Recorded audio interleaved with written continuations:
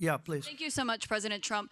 Two questions for you. One, were you aware of and did you personally approve the prison transfer for Ghislaine Maxwell that your Justice Department I did didn't know yesterday? about it at all. No, I read about it just like you did. And do you believe that she is a It's not a credible very voice? uncommon thing, I Do you tell believe you. that she's credible to be listening to? Your Deputy Attorney General sat down with her recently. Well, let me tell you, he's a very talented man.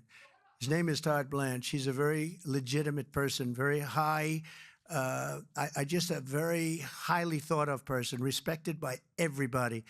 And I didn't talk to him about it, but I will tell you that whatever he asked would be totally appropriate, and it's not an uncommon thing to do that.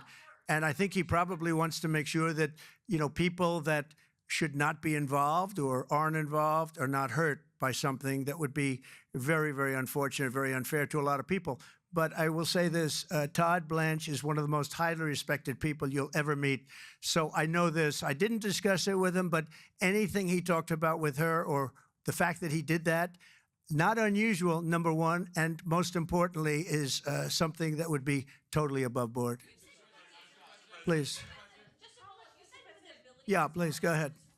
Thanks, Mr. President. Mr. President, how much more would you like DOJ to cut from the federal government? Well, it's not so much Doge anymore. And by the way, I have to say that somebody from Doge was very badly hurt last night. You saw that.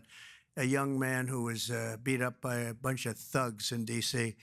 And either they're going to straighten their act out in the terms of government and in terms of protection, or we're going to have to federalize and run it the way it's supposed to be run.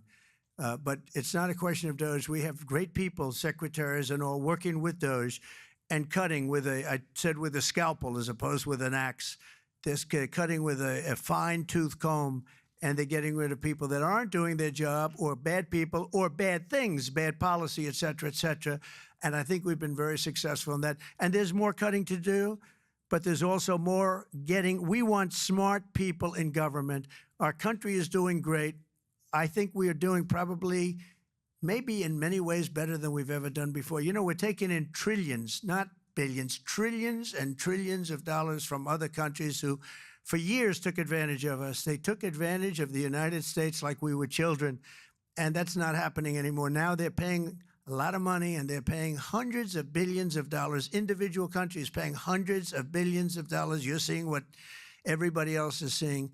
And we have a lot of things we can do. One of the questions asked of me this morning is, are you going to make a dividend to the people?